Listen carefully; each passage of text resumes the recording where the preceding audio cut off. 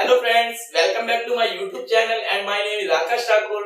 आज हम आपके साथ संसद और पार्लियामेंट का एक और पार्ट लेकर आए हैं, जिसमें हम चर्चा करेंगे कि पार्लियामेंट का जो अध्यक्ष होता है, संसद का अध्यक्ष, उसके क्या काम होते हैं और जो हमारी पार्लियामेंट है, लोकसभा और राज्यसभा, उनके वर्तमान और प्रथम अध्यक्ष कौन थे। और इसमें हम चर्चा करेंगे कुछ प्रस्तावों की जो आपके संसद में पेश किए जाते हैं। तो अंत तक जरूर बने रहिएगा। अगर आपने हमारा पिछला पार्ट नहीं देखा तो वो पार्ट भी जरूर देखिएगा, तभी आपको ये पार्ट समझ आएगा, ताकि आने वाली हर एक चीज के बारे में आपको सही तरीके से समझ आ सके। तो अब चर्चा करते हैं दोस्तों संसद के बारे में। जैसा मैंने आपको पिछले पार्ट में बताया कि संसद के दो पार्ट है, आपका लोकसभा और राज्यसभा, जिसमें लोकसभा जो है, लोकसभा के जो अभी वर्तमान में अध्यक्ष है उनका नाम क्या है, ओम बिरला। देन आपके राज्यसभा के जो अध्यक्ष है वो हमारे अभी जो उपराष्ट्रपति हैं, जो वर्तमान में, उनका नाम जो वेंकैया नायडू है, वही आपके राज्यसभा के क्या है, अध्यक्ष है। तो याद रखेंगे राज्यसभा के हमेशा अध्यक्ष कौन होते हैं, जो हमारे उपराष्ट्रपति होते हैं। चर्चा करते हैं लोकसभा के प्रथम अध्यक्ष की। तो लोकसभा के जो प्रथम अध्यक्ष है उनका नाम क्या था, जेबी मालवेकर। और आपके राज्यसभा के जो प्रथम अध्यक्ष थे दोस्तों, उनका नाम था डॉक्टर सर्वपल्ली राधाकृष्णन। ठीक है दोस्तों, अब हम चर्चा करेंगे इसमें कि लोकसभा या राज्यसभा के जो अध्यक्ष होते हैं इनका काम क्या होता है, क्या कार्य करते हैं। ठीक है, देखिए किसी का भी अध्यक्ष हो, चाहे वो आप किसी क्या नाम है समूह का अध्यक्ष बनाते हैं या एक सोसाइटी का अध्यक्ष बनाते हैं, तो हर एक अध्यक्ष के अपने अपने कुछ कार्य होते हैं। उन कार्यों के बारे में चर्चा करेंगे। तो सबसे पहले उनका सर्वप्रथम कार्य क्या होता है, उनका काम होता है अपनी सभा को बुलाना। देखिए कोई भी हेड हो, उसका पहला काम क्या होगा, अगर वो सभा को आयोजित करता है तो सभा को बुलाता है। सभा का पहला काम, अध्यक्ष का पहला काम होता है सभा को बुलाना, जिसमें वो किसी भी मुद्दे को लेकर वाद विवाद या डिबेट चलती हैं, वो सारी चीजें। देन उसके बाद जब सभा पूर्ण रूप से संपन्न हो जाती है तो अगली सभा की डेट निश्चित करना या सभा को कुछ समय तक के लिए स्थगित करना, ये भी किसका काम होता है, अध्यक्ष का ही काम होता है। तो दोस्तों सबसे पहले सभा बुलाना किसका कार्य है, ये अध्यक्ष का है। सभा को स्थगित करना, ये भी किसका कार्य है, ये भी आपके अध्यक्ष का ही काम होता है। तीसरा, चेतावनी देना। देखिए चेतावनी किस तरीके से, वार्निंग। देखिए यदि संसद में कोई नेता सही तरीके से कानून का पालन नहीं कर रहा है, अपने क्या नाम है, अपने आचरण का सही तरीके से व्यवहार नहीं कर रहा है, तो ऐसी स्थिति में संसद का अध्यक्ष क्या कर सकता है, उसे वार्निंग दे सकता है, चेतावनी दे सकता है कि आप ऐसा नहीं करेंगे। यदि आप ऐसा करते हैं दोबारा तो आपको आउट कर दिया जाएगा संसद से।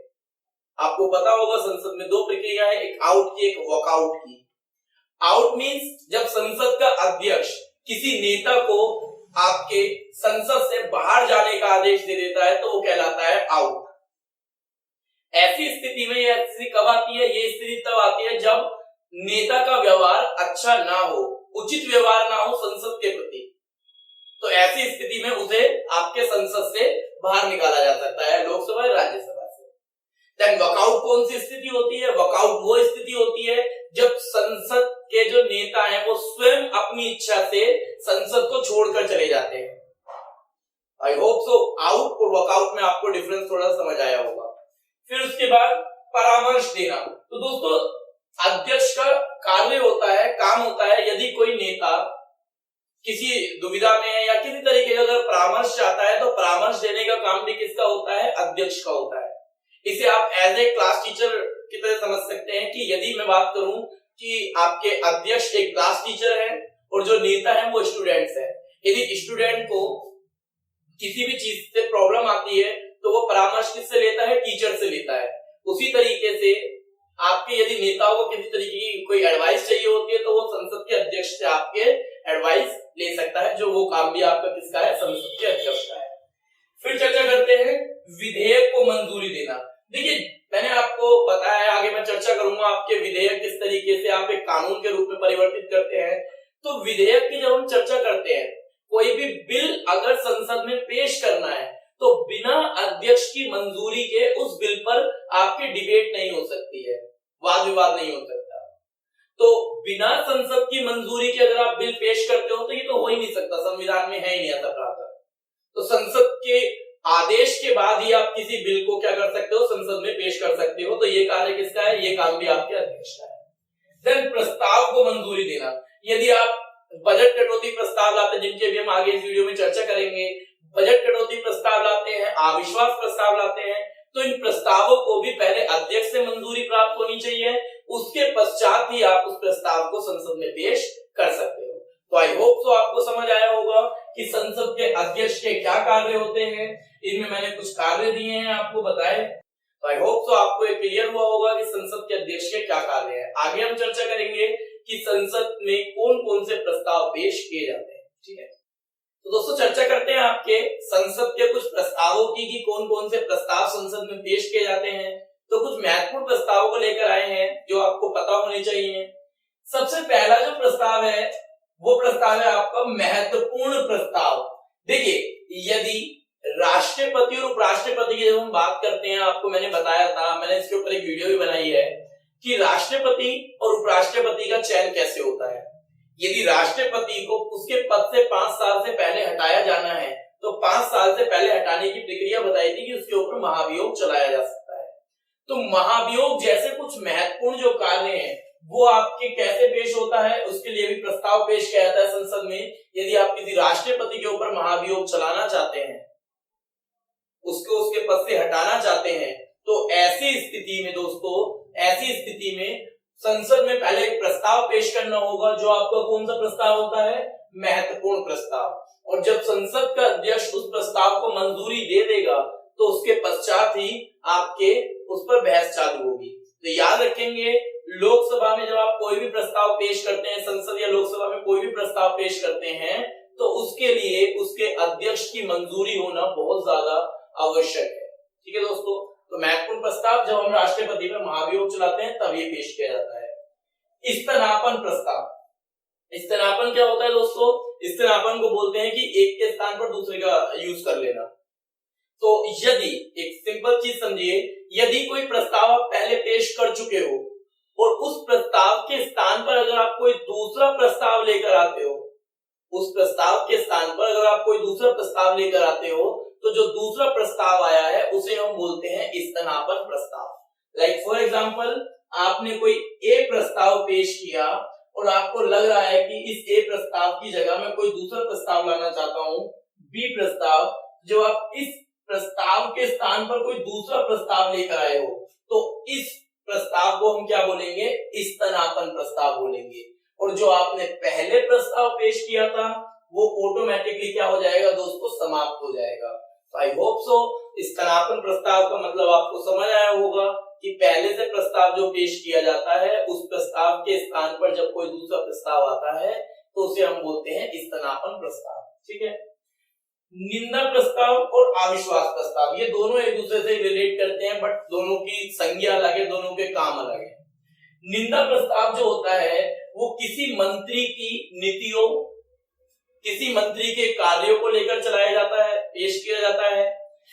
ये जो प्रस्ताव होता है इसमें हमें रीजन बताना होता है कि हम किस रीजन से उसके कार्य की आलोचना कर रहे हैं, कार्य की निंदा कर रहे हैं। ठीक है, तो निंदा प्रस्ताव याद रखेंगे, निंदा प्रस्ताव जब भी हम पेश करते हैं, एक मंत्री के खिलाफ भी कर सकते हैं, पूरे मंत्रिमंडल के खिलाफ भी पेश कर सकते हैं, लेकिन इसे पेश करने से पहले आपको क्या करना पड़ेगा? आपको रीजन बताना होगा किस रीजन से आप ये पेश कर रहे हैं। और यदि वो पारित हो जाता है लोकसभा से, तो इसमें किसी मंत्री को अपने पद से त्यागपत्र देने की आवश्यकता नहीं है। याद रखेंगे, निंदा प्रस्ताव में किसी मंत्री या कोई भी मंत्री अपने पद से त्यागपत्र नहीं देता, परंतु ये जो होता है निंदा प्रस्ताव, ये मंत्रियों के कार्यों और नीतियों को लेकर, नीतियों का विरोध में चलाया जाता है। ठीक है, बात करें अविश्वास प्रस्ताव की, तो ये भी मंत्री या पूरे मंत्रिमंडल के खिलाफ पेश किया जा सकता है, लेकिन इसमें कोई रीजन नहीं बताना पड़ता, परंतु याद रखेंगे कम से कम 50 मंत्री इस प्रस्ताव के पक्ष में होने जरूरी है। और यदि हम किसी मंत्री या पूरे मंत्रिमंडल के खिलाफ अविश्वास प्रकट करते हैं और वे पारित हो जाता है, तो पूरे मंत्रिमंडल को अपने या मंत्री को अपने पद से त्यागपत्र देना पड़ेगा। तो इसमें हम त्यागपत्र नहीं देते, इसमें हम त्यागपत्र देते हैं। इसमें जो हम प्रस्ताव पेश करते हैं वो मंत्रियों की नीति और कार्यों को लेकर करते हैं।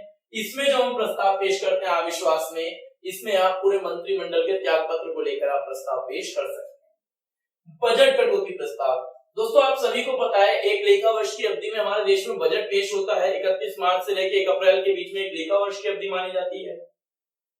इस समय आपके बजट लागू हो जाता है और 31 मार्च तक, 1 अप्रैल को बजट लागू होता है और 31 मार्च तक वो बजट चलता है। यदि इस टाइम पीरियड के बीच में बजट में किसी प्रकार की कटौती करनी हो सरकार को, तो उस कटौती के लिए क्या है, उस कटौती के लिए पहले प्रस्ताव पेश करना पड़ेगा और उस प्रस्ताव को हम कौन सा प्रस्ताव बोलेंगे, बजट कटौती प्रस्ताव। ठीक है दोस्तों, फिर चर्चा करते हैं लास्ट, काम रोको प्रस्ताव। यदि मान लीजिए सरकार कोई कार्य चला रही है, कोई योजना चला रही है और किसी कारणवश कोई प्राकृतिक आपदा या कोई ऐसा काबू हो गया कि वो उस कार्य में रुकावट पैदा कर रहा है, तो ऐसी स्थिति में उस काम को रोका जा सकता है। यूं नहीं कि सरकार क्या कि कार्य बंद कर दो और काम रुक गया, फिर सरकार को जवाब भी देना पड़ता है दोस्तों विपक्ष को। तो ऐसी स्थिति में क्या है, ऐसी स्थिति में अगर काम रोको प्रस्ताव का मतलब क्या होता है, कोई कार्य चल रहा है तो उस कार्य को रोका जाए कुछ समय के लिए, और कुछ समय के लिए रोकने के लिए पहले आप प्रस्ताव पेश करोगे, फिर उस प्रस्ताव को पास करवाओगे, तब जाकर उस कार्य को आप रोक सकते हो। ठीक है दोस्तों, फिर कुछ चर्चा है, दो काल दे रखे हैं, एक प्रश्न काल दे रखा है, एक शून्य काल दे रखा है, इसके बारे में भी आपको पता होना चाहिए। प्रश्न काल जो होता है ये आपके संसद का जो शुरुआती पहला घंटा होता है, 11 से 12 का जो समय होता है, याद रखेंगे 11 से 12 का जो समय होता है, इस समय को हम प्रश्न काल बोलते हैं। इस प्रश्न काल में कोई मंत्री सामने वाले मंत्री से प्रश्न कर सकता है, और लेकिन प्रश्न याद रखना उचित होना चाहिए, रिलेट होना चाहिए आपके। तो कोई मंत्री सामने वाले मंत्री से प्रश्न कर सकता है और वो मंत्री उस प्रश्न का जवाब देने के लिए बाध्य है, मजबूर है कि उसका आंसर उसे देना पड़ेगा। ठीक है, तो प्रश्न काल 11 से 12 का समय, इसमें मंत्री द्वारा पूछे गए मंत्री जवाब देने के लिए बाध्य है, मजबूर है। देन शून्य काल, तो दोस्तों 12 से 1 का जो समय होता है, याद रखेंगे 12 से 1 का जो समय होता है, इस समय को हम क्या बोलते हैं, शून्य काल बोलते हैं। इसमें भी मंत्री सामने वाले मंत्री से सवाल पूछता है, क्वेश्चन करता है, परंतु दूसरा मंत्री जवाब देने के लिए बाध्य नहीं है। उसकी इच्छा है तो जवाब देगा, उसकी इच्छा नहीं है तो जवाब नहीं देगा। ठीक है, तो प्रश्न काल आई होप सो 11 से 12 का समय, शून्य काल 12 से 1 का समय, दोनों को आपको समझ आ गया होगा। और कुछ प्रस्ताव पेश किए हमने जो आपके लिए इंपॉर्टेंट थे। दोस्तों आई होप सो आपको ये वीडियो पसंद आई होगी। अगर आपको हमारी वीडियो पसंद आई है तो लाइक कीजिएगा, चैनल को सब्सक्राइब कीजिएगा, आप हमारे चैनल पे नए हैं तो बेल आइकन को क्लिक कीजिएगा, ताकि आने वाली हर एक नोटिफिकेशन के बारे में आपको जानकारी मिल सके। और इस वीडियो को ज्यादा से ज्यादा शेयर कीजिएगा ताकि और लोगों तक जानकारी पहुंच सके। और यदि आपने हमारा फर्स्ट पार्ट नहीं देखा है तो उस पार्ट को जरूर देखिएगा, ताकि आपको ये पार्ट और बेहतरीन समझ आ सके। थैंक यू दोस्तों।